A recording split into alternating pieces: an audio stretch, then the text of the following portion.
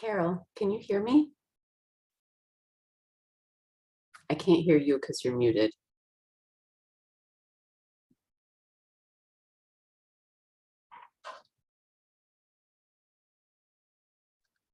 There we go. Okay. Can you hear me? I hear you. Can you hear me now? Yes, yes, great. Last time I was having sound issues. But oh, I mean, I wouldn't even dare try and be the one to administrate this. oh yeah, no, it's oh, hold it, there's some more people I have to. That's why I try and come in early, because it's just too much to try and do everyone at once. Not that loud. I wish it were louder. Oh, maybe if I do this.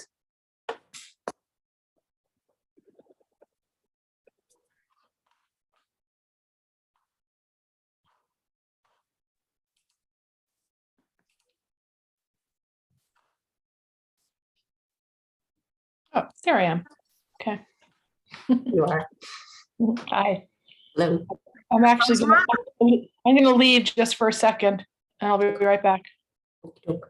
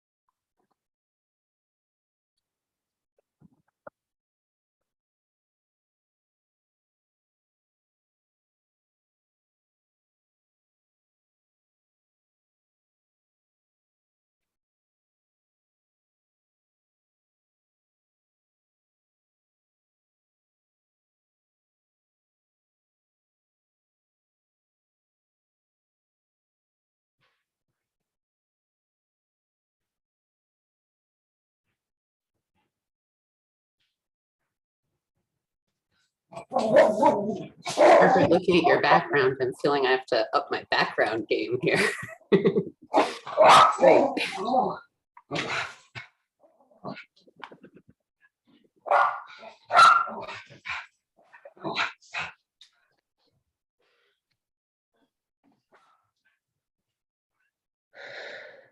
What is it?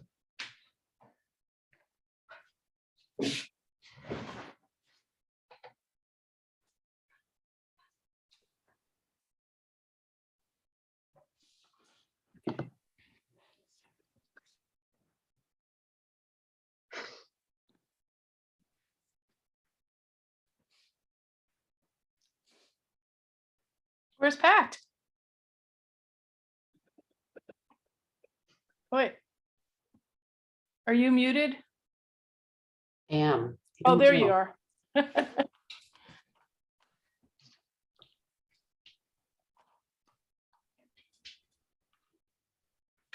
Is it Pat and Chris who were? Yeah.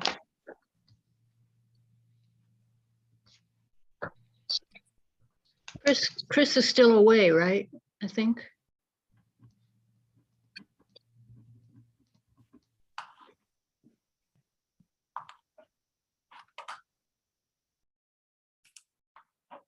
I emailed Chris about not receiving the minutes, and he said that he hasn't received the recording from Town of GB of our last meeting in order to write the minutes. So there are no minutes for this meeting from September, from the latest.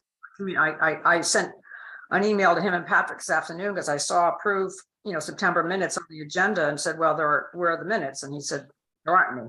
He hasn't even received the video from our last meeting. So that's the communication I have from Chris today. Can't he just go to the town website and access it? I guess No, not. no, I think what may have happened is, Samara, you guys pressed record last month, right? It would be I was recorded at your, actually told that it's preset to record. huh? I Yeah, have an icon up on my left screen saying it is recording. Yes, I have the option of pausing or stopping our recording. Yeah. Well, this was all news to me because Chris was the one that was handling that. I'll call town hall to just double check that. It just does seem odd that it, especially if it's preset, that it should automatically be there for them. So we'll check that again. It's never happened before, so it's unfortunate. But I think we'll survive here. It's gonna make the meeting shorter, right? One less thing we have to do. So anyway, let's do roll call right now. But as we are, just so we're sure we're recording, I don't see anything on my screen that tells me that. Do you see anything, Samara, on yours? Yeah, I have something that says pause or stop recording, which I don't want Okay. to press because I assume Great. it is. Okay. good. So Yeah, that means we're mine good. says recording. Okay, great. I'm on an iPad, so sometimes it's not the same. Anyway, okay, great. So let's roll call. Pat Hollenbeck here. Carol, Here, Lauren, Yep, I'm here. Margaret, here, Ruby, Here. and Chris is absent. And Samara's here, but she doesn't count for the roll call, but that's okay. Okay, so where there is no minutes to approve for that, so we'll come back to that next month. The Friends report, Ed is not here. Holly is, and she has her hand raised, and I'd like to Oh. promote her to panelist. Oh, please do. Okay, great. Holly, do you want to present what Ed has sent there, the report? Holly, you're muted right now.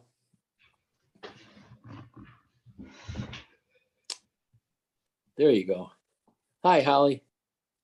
Hi, Pat. Hi, everybody. hi, Holly. Did everybody get a chance to read the report? I won't repeat it. No. Oh, okay.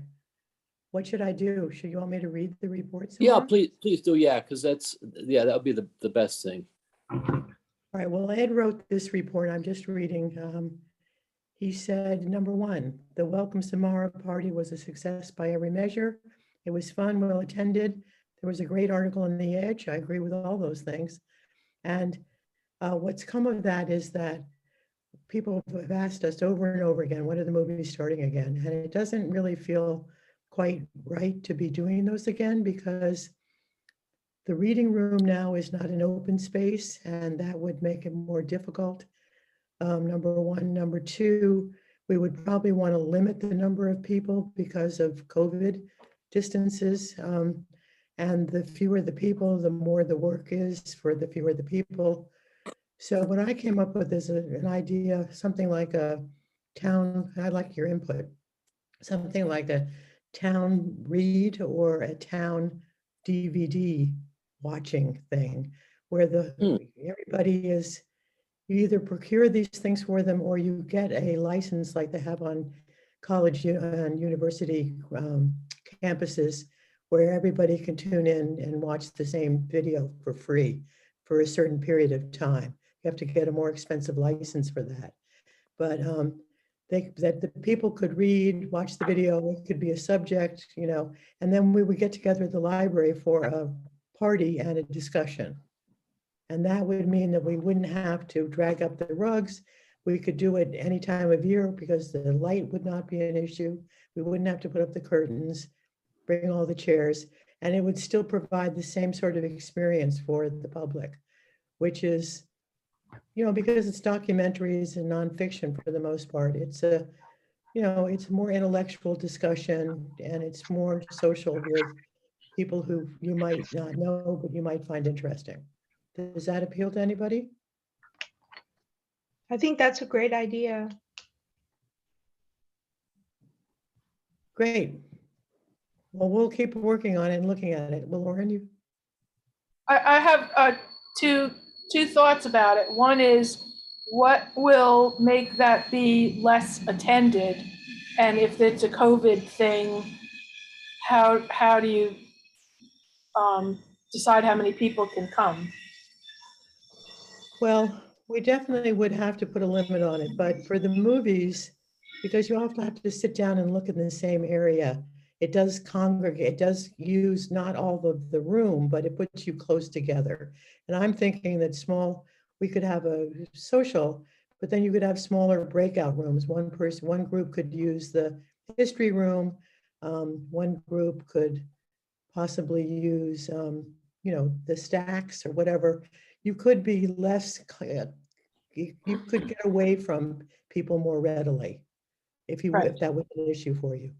I mean, I think it's a great idea. I love the idea, but I'm just kind of wondering if it's actually that much less a problem. And I just want to mention also that there was the party, excuse me, there was the party and there were a lot of people there. And I hope that was okay. And one last part is, we're still doing Zoom meetings for the library board. And I'm wondering if we can be doing these other things in the library. Are we going to go back to having meetings in person? It's actually another discussion, but it's just bringing up these thoughts. So we Well, don't I need to felt discuss that that. there were a lot of people at the party, but it was never crowded. I never felt it was It's- crowded. Or It's that true. You had to be close to people if you didn't want to. And it was mask optional. I'd say maybe half the people wore masks, and then they sort of stopped towards the end of the party because it was so hard to understand what anybody was saying. Mhm. I think you bring up really good points, though. There was a point, it may have been months ago, when it was asked that those who don't get vaccinated wear masks. Did that stop? Was that considered in somehow inappropriate?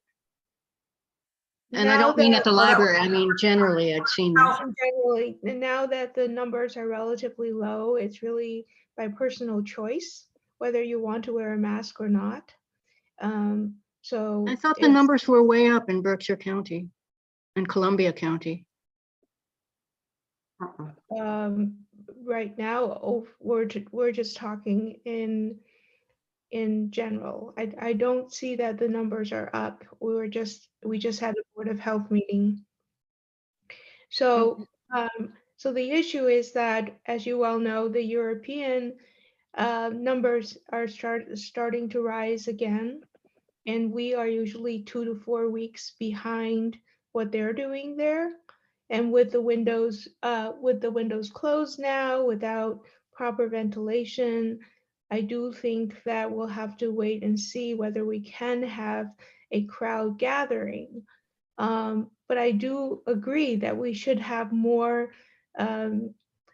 programs available at the library, especially viewing documentaries or having a discussion about it. We'll have to see whether we can all meet together for the actual in-person exchange of comments or enjoyment afterwards. That will depend on the numbers that we see. That makes sense to me, and I think we were thinking after the first of the year for this anyway, although the demand is high right now. But we also could have we could also set a limit. I mean, there were times, the lowest numbers we had for the films was about 25 people. and the largest number was maybe 60, 65. You know, you could decide as trustees or with Samara and with Ruby what's appropriate. But first we have to get all the other stuff in place anyway. I just wondered if this seemed like something that would be appealing. It I sounds think like. that's it great. would. You know, also right to choose, you know, whether they feel safe or not. I ushered at the Mahawi on Saturday night. And I was amazed because the entire orchestra was sold out. It was, you know, it was, I think we seat 500 there. And there is an absolute mask requirement at the Mahawi. Everyone has to wear a mask. And I have to say that I felt safer and comfortable knowing that we were all masked because there were 500 of us shoulder to shoulder down in the orchestra. So whether they have a better ventilation system is something to discuss, but they figured out that they can put that many people in the theater masked, and everyone seemed fine with it. No one resisted wearing a mask, and everyone seemed comfortable. And that's like 500 people. Do they So, still ask for proof of vaccination? It's just mask. And I know the Board of Health has been over that too, because there were so many people who have been vaccinated and boosted who got COVID this spring and summer. And the board had to say that, you know, we really can't determine safety issues, whether you've got one vaccine, two boosted or unvaccinated. So that's when they thought it was prudent that everyone wear masks. So the Mahawi policy now is no proof of vaccination, but everyone wear. And I was the one handing out the mask. That was my job as a volunteer, to make sure as they came in the door, before they crossed the threshold, they had to have a mask on. And there was no resistance, total cooperation, and it was, the orchestra was completely full. Well, So the that was my Shakespeare- first experience being out in such a large crowd in an indoor space. I have avoided doing that until now. But I have to say, I felt okay because I knew everyone else had a mask on. But Shakespeare and Company has done that for all of their productions, and it's fine. The problem is if Yeah. what we're talking about requires eating and drinking. So the mask comes down and it sort of Oh, yeah. becomes somewhat So that's ironic. part of, you want it to be social. Is that the idea? You want eating and drinking because you want the social part besides Well, the movie It viewing? seems to be what people want. I think for that entire crowd of over 100 people, I think Ed said we gave away 2 bottles of wine and 3 beers. So the cider was the big seller. So it's not so much, you know, a boozy thing, but it's Friday, Saturday night, we have these, and, you know, it's a cocktail kind of a, you know, hour for many Mhm. people, and, you know, whatever your cocktail is. But it would be difficult to have a conversation in that echoey room with masks on. So maybe this is a little premature, what we're suggesting. But what I'll do is I'll go and see if what I can dig up for books, films, etc., and see if we can find a program that we want to show before we worry about the logistics.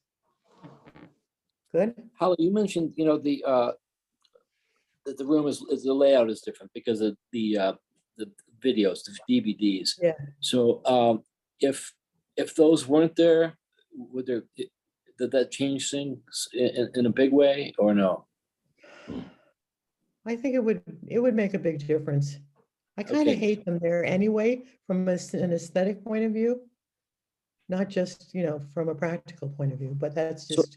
my So why feeling. don't we, what the solution would be if they were on, they had to be in a different bookcase, but if it was casters, that we could just, because that's a lot of libraries are just moving things out of the way, putting it back. So I guess, Samara, that's something to think about. And then if it seems like a good thing, we can start pricing them. Seems like it makes sense because I think we don't know how long this pandemic stuff is going to go on. So if we have a way of moving things for one reason or another, it might be a good idea. And I think it's just 2 shelves, right? They're packed though. Yeah, It's it's a too- pretty sizable collection on there. And I know, I mean, you know, a lot of stuff predates me, so I'm not up to date on everything, but I think that move happened fairly recently and was a kind of major undertaking. So that's a factor too. Also those, I don't know if what are they called on the wheels, that they come in that kind of size as well. they're also Yeah. not inexpensive. I will Yeah, add. and But so yeah, let there's me kind of just explore that a little bit here in terms of where those items could go. You know, what the thinking with the staff in terms of the current layout is, and what the cost of, if there are rolly things of that size, and what the cost would be. Well, And if the thing there's is, even if we got two that equal the size of the large one there, you know, it's, so there's, we should at least look at it. That might even make more sense anyway, because if we had to move them for some reason for an event or something, that the big thing is can only go in so many spots. But if they were two smaller ones, then it might be at one end of the room and something in the other. So it's worth at least exploring, because it's yeah, we're a little landlocked there. Okay, I'll just summarize the rest of it, the head's report.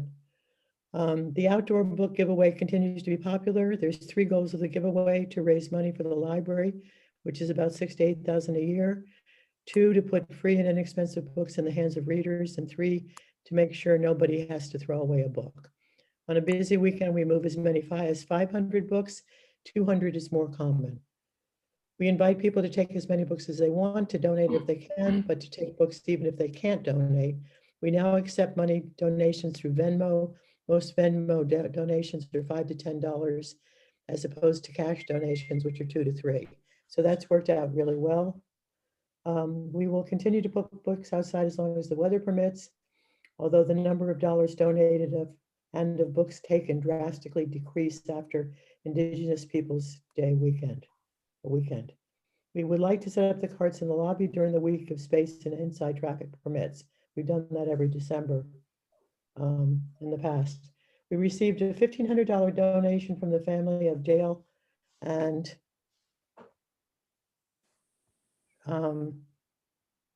Allison Abrams. Usually it's like $250, so that was a surprise.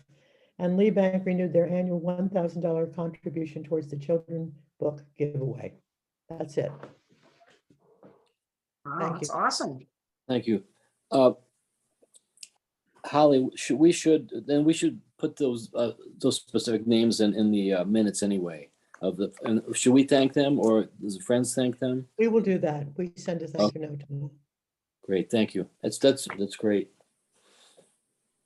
Speaking of thanks, I want to thank Holly and Ed for an awesome job they did Yeah, planning that wonderful reception. That was It's wonderful. just great. And thank you so much for being the ones that made that happen. Well, you're welcome, but I Yeah. think it was tomorrow that made the party great, because everybody liked her. Well, of course. Well, I didn't And by even the way, get Holly, very I didn't even photogenic. get I to love say your photo. hello. She was so busy. she was a I didn't trooper. even get to say hi to you, Lauren. Yeah. I know. I saw you a couple of times and it was like, just people were crowding around. So that was Cute. good. Well, you can see there's a huge demand for similar, very simple social events like that. People were so happy. And it wasn't just because the library has a great new direction. It's because they hadn't seen people in that kind of informal, but, you know, briefly intimate way. So I think that's something Thank I'd like to see. Ed and I both agree. We need to make that happen one way or another, even if it's a smaller group. That's it, Pat. Sounds good to us. Anything else, Holly, on that? No, thanks. Samara, Library Director's Report. Yes, I think I just need to change Holly's situation on here. I muted myself, but take me out of the queue. Okay, Holly, I've also sent you, just so you have, if unless Ed did, I just sent you a copy of the Director's Report and the. Ed sent me everything, and Okay. yeah, I have one comment, but I will wait. Okay. Oh, or you can just throw it in now if you want to be muted, though. Hey, Ed wanted me to tell you that both of us fully endorse your collections policy. Is that the one about, yes. yeah, We both read it carefully, and the friends think that it's an excellent policy, and we hope that you endorse it because it's excellent. Oh, great. So thank you for doing that. Now you can just take me off. I'm gonna go. You know, I don't know how, so I'm afraid you're gonna have to I'm gonna stay. stop video. I can do You're- it. Stop video You're and mute. stuck. Otherwise, you'll know what I'm having for dinner. Okay, so you all have copies of the director's report anyway. I think for the benefit of anybody in the audience there, we should probably just, if you could just read some of it, Samara, so that we have it on record and recording here. Oh, sure, absolutely, yeah. So I'll just go through the statistics really quickly for September. Libby, the overdrive checkouts were 1,832, which is in keeping with previous months. Mason's circulation, that's everything, everything but digital, was 7,377. Ramsdale circulation, again, everything, DVDs, audio, large print, etc., was 742. Our Mason in-person visitors, the number is lower than usual. It's 3,363, and that is because the front door counter is currently not working, but I am going to order another one tomorrow. And the Ramsdale in-person visitors were 272. That's all for the month of September. I'll then go through updates. The ERIS report, which is the state, how we get state aid. It is a major undertaking. It's a two-part report, you know, inputting all our statistics, just a huge amount of data goes into it. The second part of it is the financial component. And Talia, who I think you're all familiar with, she completed and submitted the report the day before the deadline, no less. And so that is now with the state aid, who is reviewing all the reports and whatnot. So that was a major undertaking, and great that she did that. As you know, last month you approved the purchase of 10 hotspots to replace the ones that we had gotten through a grant program, and that it's a slightly kind of multi-part ordering process. So you get the hotspots from one place and the service from another. So we are in process. There's a small lag period between our hotspot availability, but we think that it'll be, you know, we're up to date on our part of the process, and we're now waiting for Mobile Beacon, who is the provider, to send them to us. So I think probably mid-November, mid to late November is when I feel like we'll be safely, fully hotspotted again. So we're just, you know, any patron who asks, we just let them know that there's a small lag period, but we will have hotspots again. And when they're back up and running and available for checkout, we will also let the community know. Some very exciting updates from DPW, which you probably have gotten wind of already. And the major one is that a new HVAC unit has been ordered for the Mason Library. So, and it will be delivered in May and installed no later than June 15th, which I'm told is even in the contract that has to happen. Also on the buildings and grounds front, the Ramsdale has been ordered a new boiler. It will be delivered and installed in the spring.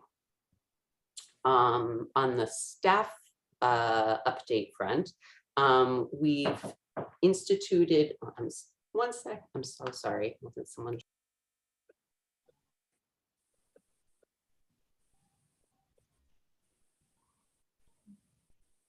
So sorry, the library was closing down. So we've instituted monthly staff meetings. We had one yesterday. They're really great. It's a lot of fun to just, you know, share what we've all been doing and up to. We also share a lot of, you know, book and media recommendations.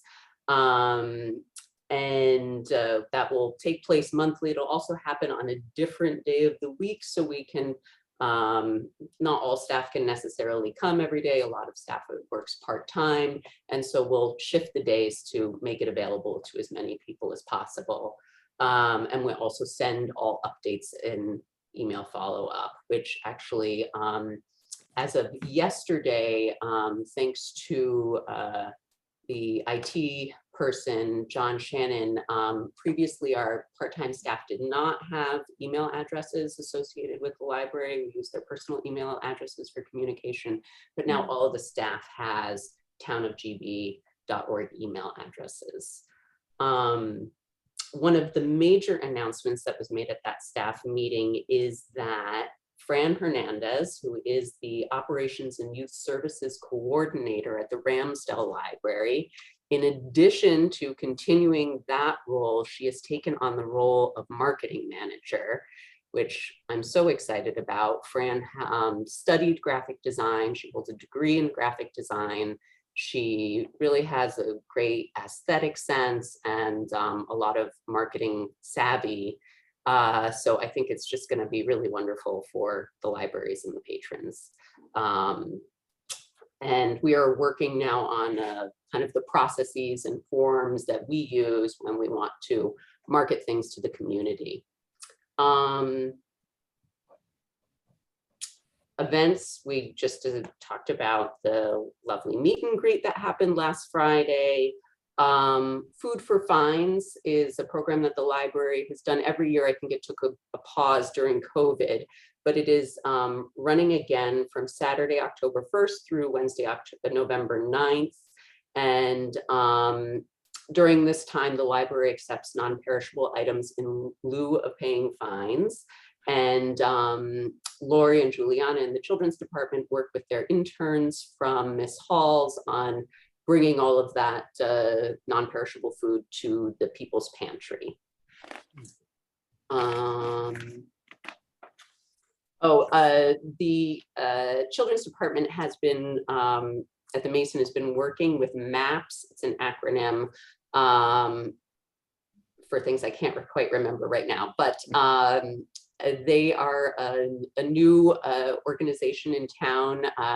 We're actually at the Friday meet and greet, and they just have these super creative programs that they do. They did an alien mask making workshop. We're now in the midst of a dinosaur puppet making workshop. All workshops are 2-part.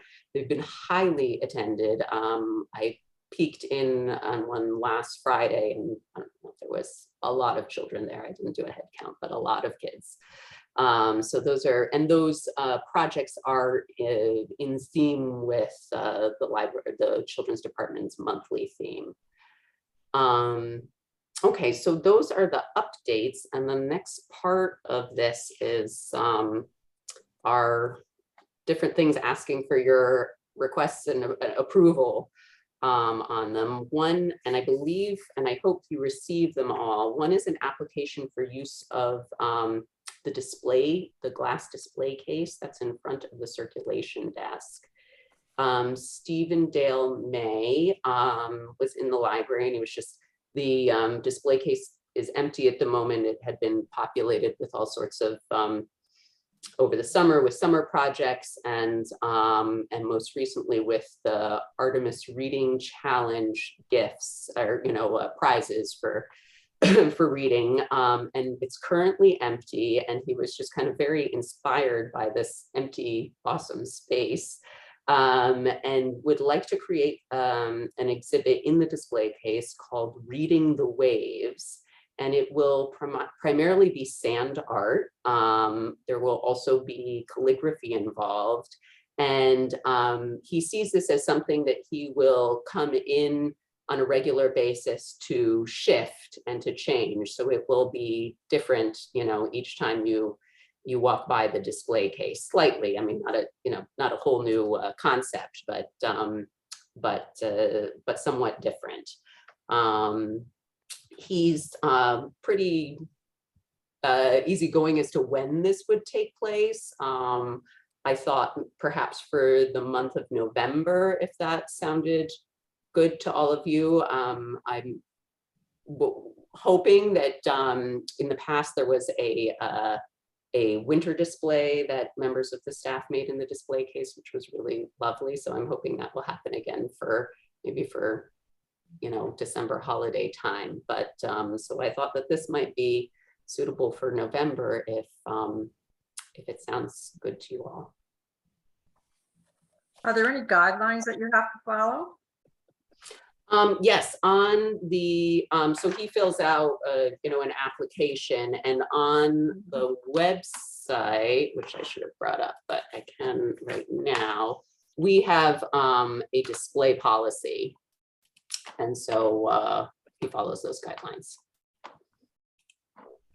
Thank you. So do we need to vote on this, or can we just? No, we can, it's not a problem, but yeah, we need to vote. So is there a motion to take this up, this application for the display case in Mason? Okay, motion to take in the application for the display case. Okay, is there a second? I second.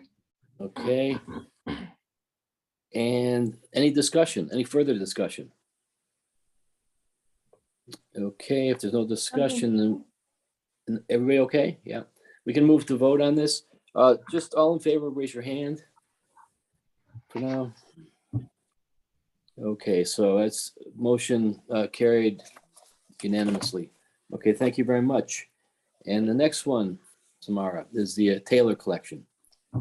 Yes, and I believe you all received a memo with some images for that. So many moons ago, the Mason Library received a whole collection from a historian named Charles J. Taylor, who lived from 1824 to 1904. And some of his collection included local indigenous artifacts that he collected when he was working on a history of Great Barrington in the late 1800s.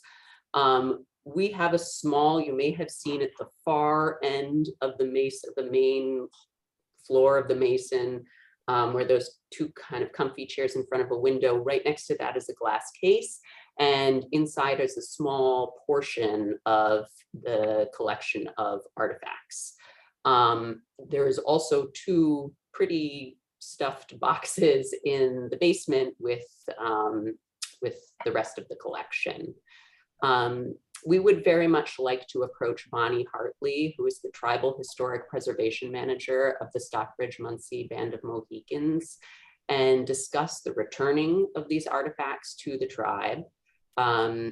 Talia would like to create a digital photographic archive of the collection and then give the physical items back to the tribe. But we also kind of want to, before any of that work begins, well, first we want your okay to it, and then we would like to discuss the process with Bonnie Hartley so that we do the process and procedure as the tribe would like it. So it is our hope that the trustees will approve this proposal. So let's just do a motion in second so we can discuss. Is there a motion on the floor for this? I move to begin procedures as suggested to return the donation. Okay, thank you. Second? Second. A second. Lauren, second. Okay, discussion. Any thoughts? I had no idea that we even had that collection. So, yeah, I think it's a great idea. I like the idea of archiving it so that more people can see it in a different form rather than just the small part that's available now. People could see the whole collection. And I hope that they will want it. And yeah, that'd be great. In Wisconsin, where the tribe's reservation is, there's, I'm forgetting the name of it right now, but they have a library/museum, which is really incredible and robust in their programming. I follow them on Facebook, and they're just constantly doing different things. So, you know, if this goes through and Bonnie is interested in I think that it would probably go there. Yeah, that's great. I'm pleased that you're not making assumptions and that you're, rather than leading, you're following by saying, we have these, do you want them? What process do you want? Because that's been part of that cultural colonialism is, you know, directing rather than following. So that's very appropriate, the way you're approaching this, of bringing it to her attention and asking them what they want, rather than just assuming. So good for you for doing it in that Yes, way. I really want to thank you, but I'll pass that on to Talia because she's really leading this process and the way we're doing it. And there is a legal process that's required, so it's being followed, which is good. Would you be able to ask her if she would be interested in continuing the partnership to have those cataloged and displayed at the library from time to time with some explanation so that we can continue to celebrate this collection? I think that misses the whole point. And I believe it's now illegal. As I said, I don't have it in front of me, but my daughter used to do this kind of repatriation. The library would be obligated to do this, and it doesn't entail then making an offer and then keeping the stuff. No, I don't mean keeping it, but I'm just saying as an avenue to educate and to, No, I think that should be left to the tribe to do in Wisconsin, as Samara said. oh, okay. I do hope that, and we'll see, but I hope that this will, you know, be the beginning of a relationship between the libraries and the Historic Preservation Office and perhaps the tribe as well. Are they aware that we have this collection? I don't believe so. Oh, wow. Okay. Well, I don't know for sure, but I Right. don't believe so. and some of them were Samara- just here to, you Like- know, so we get to miss that one. I'm sorry, I didn't hear. I did, some of them were here this weekend for Indigenous Peoples Mhm. celebration, so I guess we missed that opportunity. Samara, how many artifacts are we talking about? Any idea? No, Talia will kind of begin to really delve into the collection once we receive the go-ahead from you, and so that when we reach out to Bonnie Hartley, we can, you know, not have an already cataloged, digitized catalog, but to just, you know, give her a basic understanding of what we're currently holding here. And then I can let you know. I think it's Any further- primarily arrowheads, but I mean, if you look in the glass case there, you can see some of what it is. Mhm. Well, and I Any think fur- there was a picture accompanying your report. Yeah. So any further discussion? Okay, let's move to vote. All in favor of, actually, Margaret, you said that in a really good way. Can you repeat what you said? How you framed that? I'm sorry, but I can try to say it again. It was eloquent. That must have been a fluke.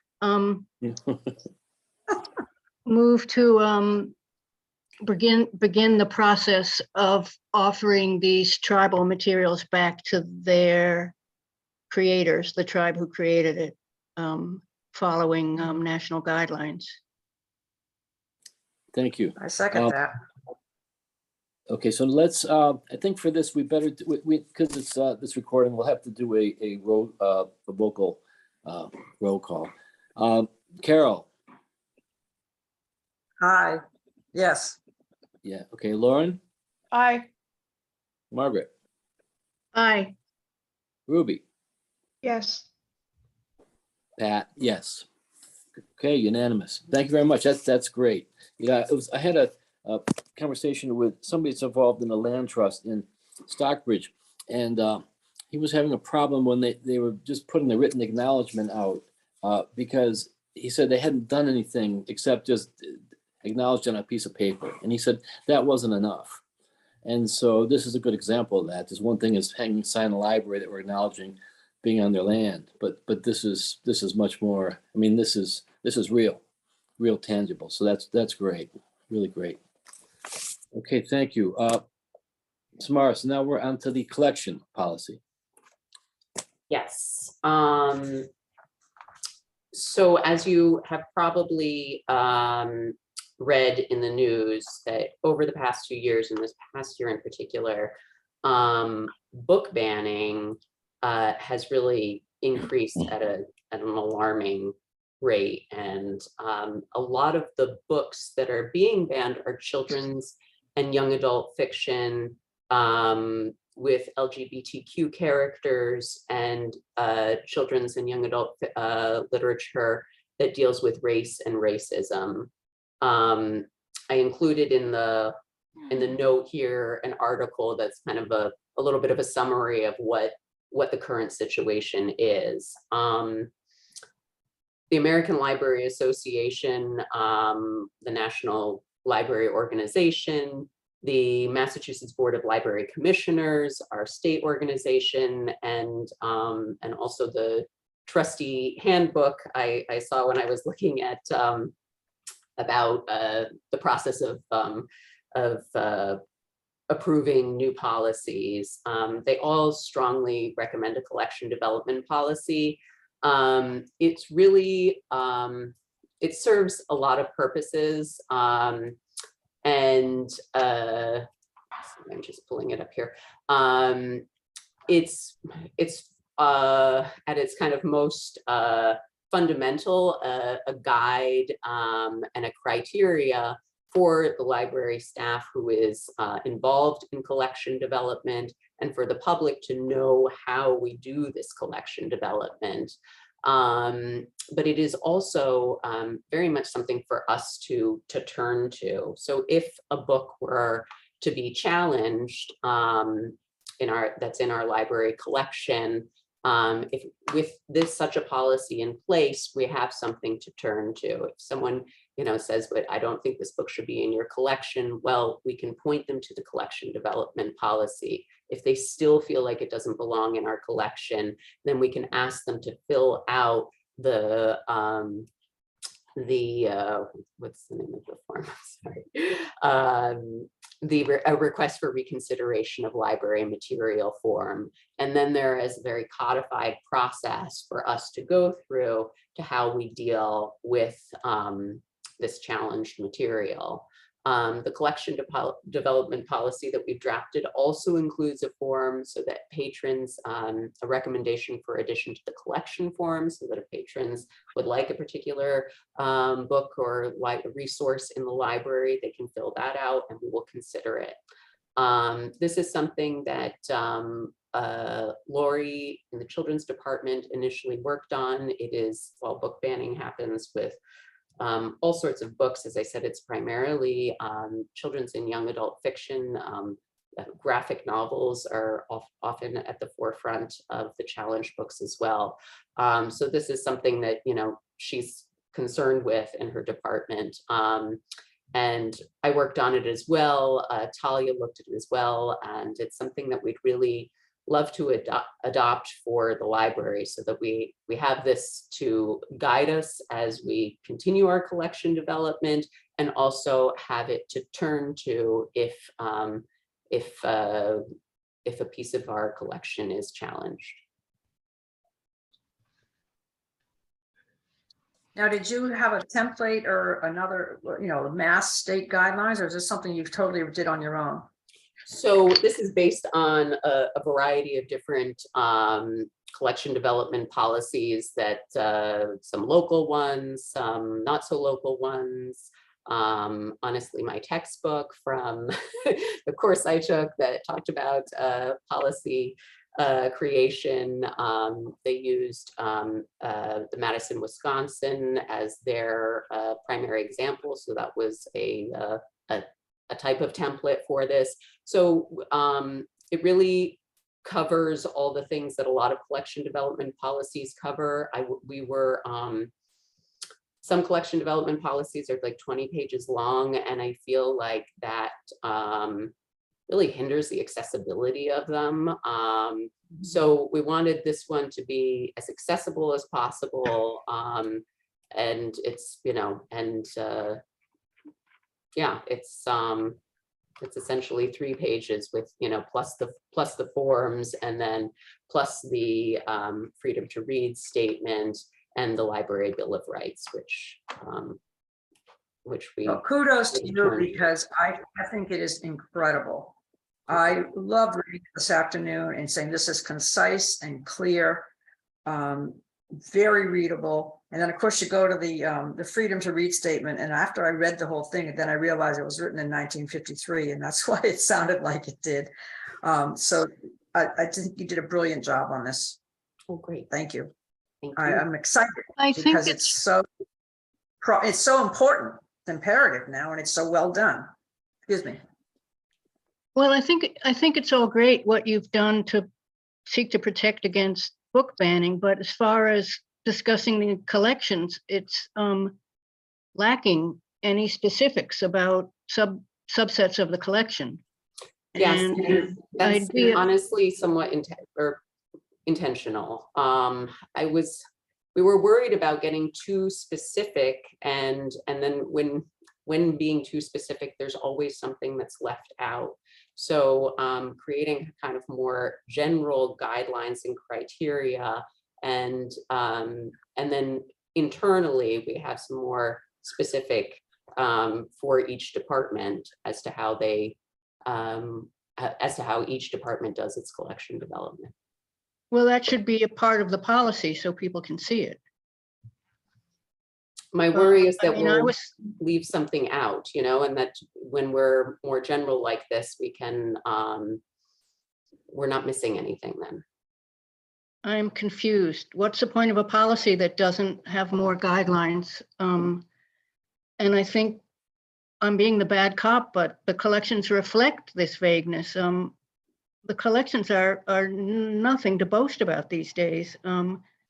Certainly fiction is, there's just, you know, if you want to read James Patterson, great, but you know, I've been going to that library since about 1960, and it used to have much greater depth, and that something's out of date because it was published in 1999, and out it goes. And I know it's not a research library, and I know my background is as a research librarian, granted. But, and the reason I wanted to be on the board was to somehow participate in improving the collections, which I kind of am losing hope on. But, you know, if we could at least see what are the guidelines for fiction? Well, I think as a public library, we're also trying to, you know, meet the needs of the public and what they want to read. And through interlibrary loan, we can also get whatever a specific patron wants.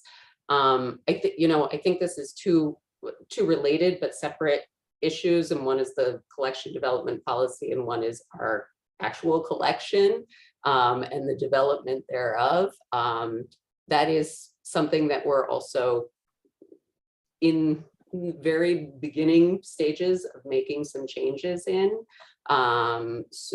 allocating differently in terms of the formats we purchase in, and also having, this is something that I'm slightly hesitant to talk about because I haven't kind of really talked about more with the staff and whatnot, but having a lot more staff input into our book ordering, and then, you know, growing it that way. But for the policy, you know, I guess I don't want to dial down too specifically and leave anything out, or leave or not leave room for those changes that we may make. And Samara, can you give us an example of something that might be inadvertently left out that would be problematic?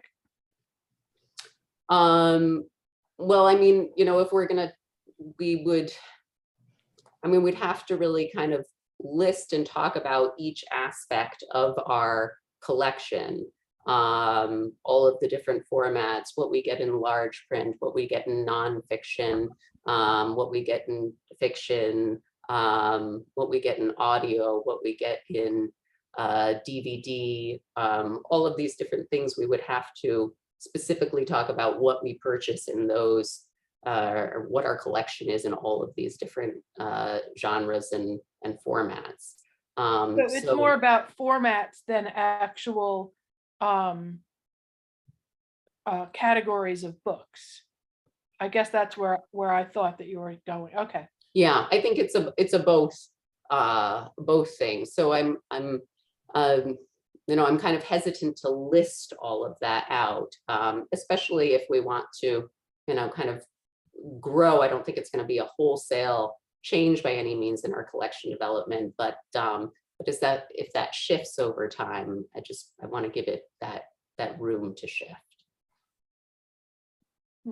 And addressing Margaret's concerns, Margaret, on page 1, did you review on the bottom paragraph criteria? Like, did that feel comprehensive enough to you in addressing your concern that you're not seeing a broader fiction department, for example? Did you see this? The following criteria to apply in select materials? Yeah, I'm looking at it now. Which It paragraph are seems you? pretty broad.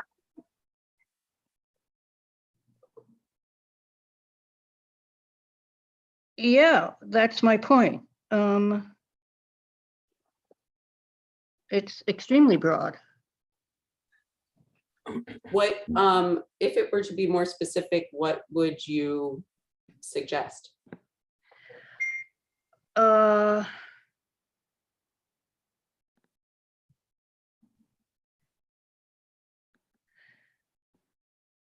Well, I think I should step back and do more research myself on this. As I say, because I don't come from a small public library background. And get back to you at our next meeting. Okay. It's not simply looking at this policy, but looking at the collections, as I said, and hoping for some way to make them. The thing partly that brings this up, which I spoke to a couple people about, but they may not want me to name them, so I won't. All of the Friends of the Library books are fascinating and deep and rich and wonderful. And then there are the library collections. And there's just no comparison. You know, the books out there to be taken are just far more extensive and interesting and deep than what's in the library. And can we do something about that? Can the library try to approach in some way that kind of richness? That's my question, I guess. Yes, and I think, you know, my answer is the same. I think that's something that we, you know, that's not going to be a wholesale change, but that we're, you know, going to gradually adopt more staff input into our collection development. Of course, the staff reads a wide variety of different things and want to use their expertise and interests in our collection development.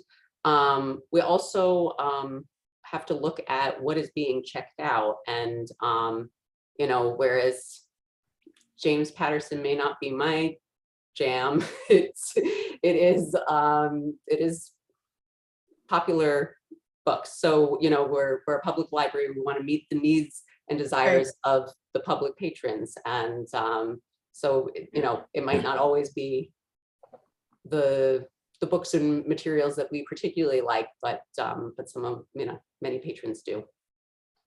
Can I ask a question? This kind of speaks to what Margaret said about the books that the Friends give away, which are books that are donated by people in the community. That's right? Yes. Yep. Is there a way to, I don't know who the person would be, Margaret perhaps, to absorb some of those books into the collection? I mean, I've never known books given to the library to be actually used in the library. They've always just been given back away, if I have that right, but maybe I'm wrong. Maybe that does happen sometimes. I mean, I don't know I how can that only works. speak to, I don't have any kind of background knowledge on this, but I can just speak to my experience over the past 6 weeks, which is that Ed will kind of let me know if there's a title of interest in there that he thinks that maybe we want to see if we want to include in the collection. A lot Okay, of so that's the, something that can happen. yes, that's absolutely something that can happen. A lot of the books are not in the best shape when they make it to the donation area. And because, it's a public library and they're going through interlibrary loan and they're traveling all around, this part of the state and going to people's homes and whatnot, we just, oftentimes used books are not appropriate for, for the library, but sometimes they are, sometimes they're brand new and it's like a local author and Ed says, oh geez, do you have this in the collection? Because if not, let's take it out of donation and put it there. Right. Well, as an aside, a book that I just got through the library loan is a rather old, crummy paperback of a book that some other library thought it was okay to have in their collection and send out. I don't remember where it came from, but anyway, yeah. I mean, I think it's nice for it to have the integrity of having nicer books to lend out, but I guess that's not all libraries feel that way, because yeah, I've gotten some pretty rough copies of things over time. Yeah, when our books get rough, they go to a book infirmary. So they Right. and if they make it through, then they come back out. But yeah, I apologize if I know I'm sounding negative, so I apologize if I've been overly negative. I apologize for that. No need to apologize. I guess I'd love to talk to you about collection. You said you've talked to people about it before. I'd love to talk to you about it as well. And I do feel like it's a somewhat separate, definitely related, but somewhat separate issue from the policy. And I just want to support you both. It's an interesting conversation. And your last point there was local public demand, interest, or need. And I know myself that I don't know what I would do without the CWMAR system, because I pretty much borrow exclusively from that, other than when I look at new acquisitions. But Margaret, if you look at the Simon's Rock Library, like that's a whole nother world. I mean, Yeah. the stuff in there, I mean, would never fly with the general population. And what I'm hearing from Samara is we've got a general population, and I will never read those popular fiction books or romance novels or whatever is the bestseller on, any list, but I'm in a minority. What I order is, not the popular general interest. So what I'm hearing from Samara is she's looking at the diversity of the population and having to go with, as she said, what's reviewed, what's popular, and it may not be as, what's the word, refined or interesting or well written as you might like to read, but it's what people are asking for or expecting or wanting. And I have always been amazed at the Simon's Rock Library. Like that collection is like totally another world from what we have. So it's a public library. So I think that from what you've put here, it makes sense that you're following the guidelines for the broader public. It would be nice to have a survey, a properly administered survey of patrons about their collections interests, so that that's a great idea. we could put some metrics in it and really see where they, but it would have to be someone who knows how to properly do that, ask the right questions and so forth. I'm also, I feel like sometimes people who are participate and answer surveys are a particular person who might give us a particular answer. And yeah. then we miss the voice of Yeah. those who don't do surveys. I mean, one thing, as we kind of evolve our collection development, that we can look at, or that I would like, I hope we can look at, and I'm, you know, I might speaking a little out of turn because I'm not kind of totally up to all the capabilities of our what we can look at in terms of what the data of what goes out, you know, of what are the topics that that get checked out the most. Cookbooks, craft books, popular fiction. I don't know. We can look at those at the data and see what our patrons are checking out, and then, you know, and grow more in those areas. Is there any way that you can track, like, I don't even know if this database exists, but to see what our patrons are ordering from CW Mars? Can you break, could that get broken down through technology? I don't know. Oh, that's a CW good Mars has point. Yeah. just a tremendous Because I mean, amount like I of say, data. without CW Mars, I don't know what I would do.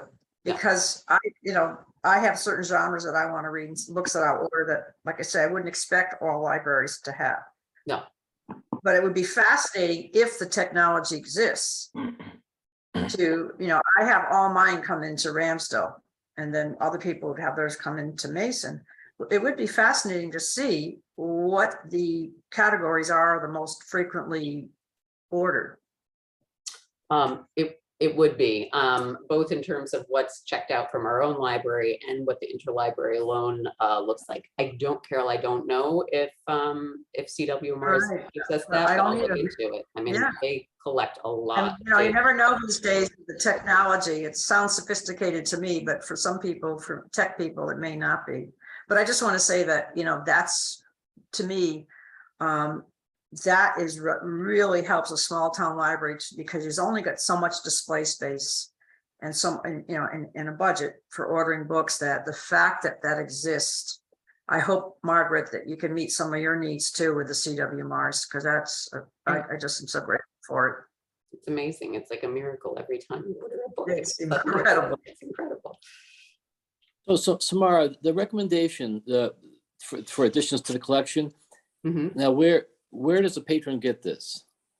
Is it online? Well, it'll be, yes, all of our policies are online under the front desk tab Okay. on the website. And I also think about, I think we will create a policy kind of binder for the circulation desks so that they kind of just have quick and easy access to it. And, I would like to, this is again, something I haven't really talked with the staff about, so I don't want to get too ahead of myself, but with that forum where patrons can recommend titles, I'd like to do more than just have it there, but kind of advertise it, Yeah. Is there an author that you absolutely love and you're not seeing them in our collection? Then, fill out this form and let us know. And then, when we do book ordering and materials ordering, we can look and see what people are requesting. So I think generally our policies just exist on the website to, because they have to and be there and to turn to. But with that particular piece of it, I'd like to maybe advertise it a little bit more. The Hudson area library has, if they still have it, an interesting way of doing things. They have an area where you can, if there's a recent book coming out and you basically buy it or pay for it for the library, you'll be the first one to take it out, and then it goes into the collection. So that's really another good way to do it. And I think also, I think Margaret makes some good points about this, but at least with this recommendation sheet, Margaret, you can help enlighten us on areas that you think we're missing on. And Samara, this goes back to when you were with us before in a much lower capacity as a trustee. When Rob Cullen came in, one of the results of all those focus things was that just a patron thought we should really focus on the great local, the classics of New England, and just really have a featured area that we can push things. So part of people, you know, when you're trying to find a book, sometimes you pick up something that you just think, geez, I've never read that, or I haven't read that in a long time. And it wouldn't, they were talking about Ramsdale specifically for this, but it could be either library. But it seems like we never really acted on that for one reason or another. Okay. And so that would be one thing we should do that, because that goes back a half a decade at least. Mhm. So that would be, I think, a great thing, because it's even for kids, if they see all these authors and they were local, they may just even pick up a book to read it. So anyway, that's just something else along these lines. Great discussion. I think what we should do is we should just table all this, because there's a lot of loose ends here. And we can come back to it in November. Everybody sleep on this stuff and see if there's anything that you want to get. So we'll have to vote on tabling it too. So is there a motion to table this policy for further, the collection development policy until November meeting? Well, have we in fact, or do we approve of this policy, but simply think about, as Samara mentioned, additions down the road, but that we approve of this part? Well, either way, I think we can table it for a few weeks here and see what we come up with, you know, that way we won't have to amend it later on so much. It's not a problem to table it for now. So we can all put our collective As heads long as the together. book isn't challenged in the interim. Yeah, give us a call. We'll have an emergency meeting. Have you So is had it- any challenges at this point, Samara? No, we okay. have not. I hope we don't, but you know. So this is no the one, no kind of one's thing come in where you with think, gee, I really wish I had that when our No book one's was come in out. with an agenda because they're a part of a religious organization or other. It's you know, also, it's very organization. organized now, so people who challenge books, they often don't read the book. And there's, I it's love very that. Yeah, I organized love that because on the they know form. the I read titles it. that are, you know, the most highly Yeah. banned books. So, Yeah. and then they look to see, oh, does my local school libraries are really feeling the brunt of this the most, but public libraries are too. So then, you know, they look at this list of titles, they check it against their library's collection, and they, oh gosh, that library has, you know, this title in it that we're recommending banning. Patrick, if we table this, what do you think has to be added, or what do you think has to happen that we can't approve this tonight as written? Yeah, there's no urgency to do it that way. I mean, there's been a lot of discussion here. It'd be great if we can wrap it up, you know, once and for all. You know, I think tonight we've had so much discussion. I think it doesn't matter to me either way, but I just think it's just, Margaret made some good points. We should just take another strong look at it and see if there's anything else we want to do so that we can get it into the record and you know, make it our policy. So that would be my recommendation at this point, since it's getting a little late. So we have to vote on it before it can be instituted by Samara, is that the idea? Yeah, Yes, okay. you have to Okay. adopt the policy. Yeah, and All then right. once you do, we'll include that on it, and that it was adopted by the trustees on such and such a date when we post it on the website. And we haven't heard from Ruby. I'm just curious if you want to weigh in, Ruby, before we. Yeah, I was Well- gonna just say that, you know, I read through the whole thing. I'm very pleased with it. I think it's very easy to understand, and I would have approved of it today if it wasn't for Margaret having other thoughts.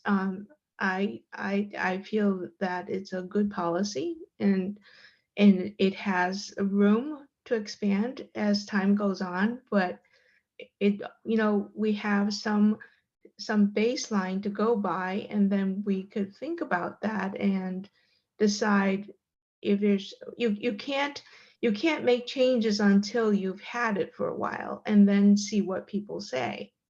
Right, I agree. Approving it doesn't mean that it's a frozen document. Right. And So- having Okay, it there makes me feel better that if there were something to happen, we have a policy already in place. I just feel Okay. like it's so important to have something nowadays that you don't want to wait until something where you need a policy and then you're trying to approve of it.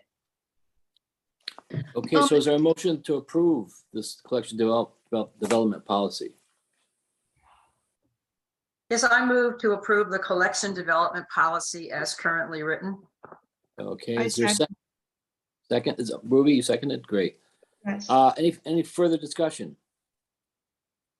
No? Okay, good. Let's vote. All in Oh, wait, favor of the, I sorry. was muted. I couldn't say. Oh, sorry. So approved as it is, but how do we state that if there should need to be any amendments that that's open to us? Well, that's How does that work? just Robert's rules. I mean, we can amend anything.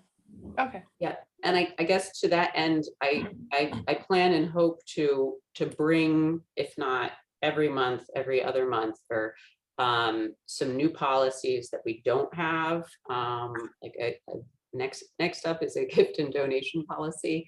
And then once we've kind of covered the policies that we don't have in place, I'd really like to look back at the policies that we do and review them all with you and perhaps make some updates, edits, etc.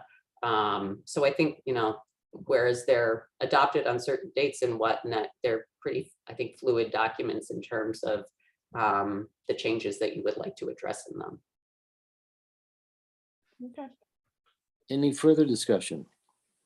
Okay, let's vote. So all in favor of the collection development policy as presented tonight, just raise your hands for now. So yes, if you approve that, That's okay, that's unanimous on that. Thank you.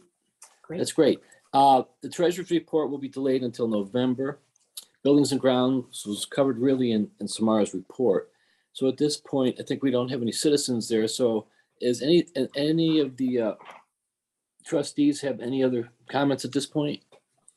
Or new information or anything?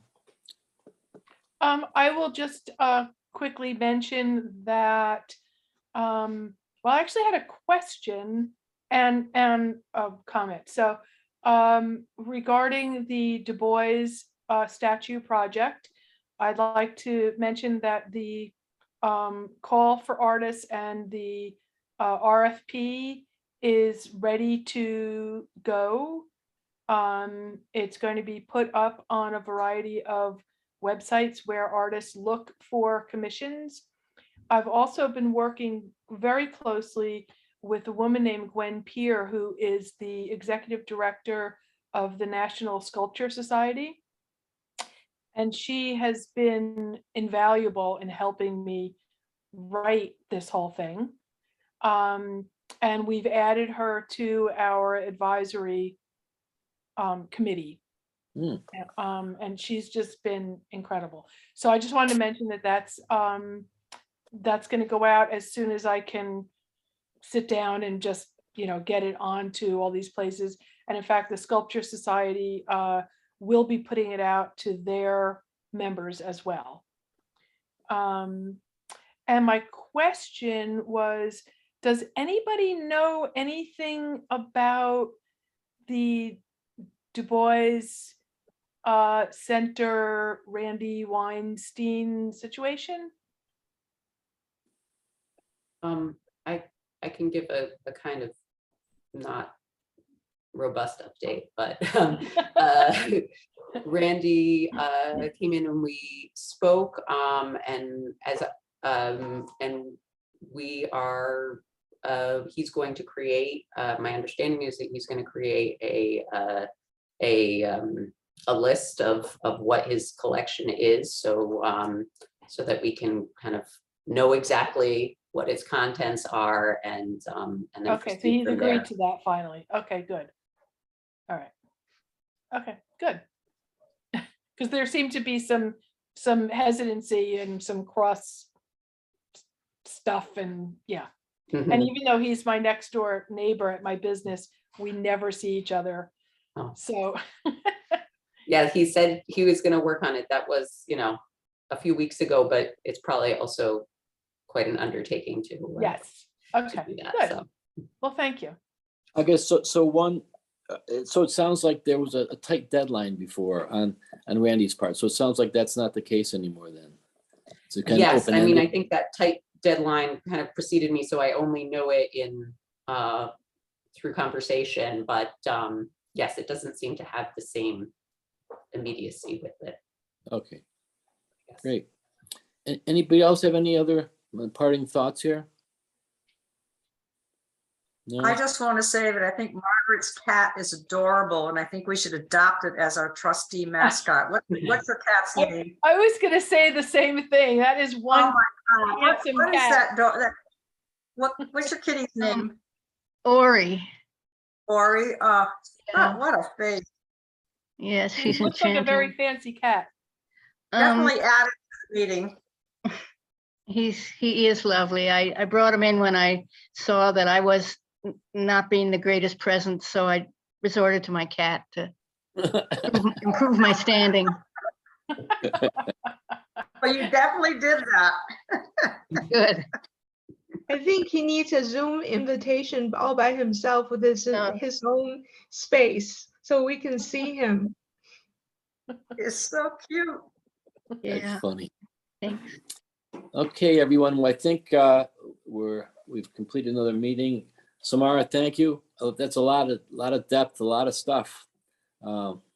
Really, really appreciate it. You fit right in like a glove. Impressive. Thank you all for Good reviewing job. everything and taking it, thoroughly reviewing it and discussing it, and appreciate that. You're welcome. I hope we weren't too hard on you.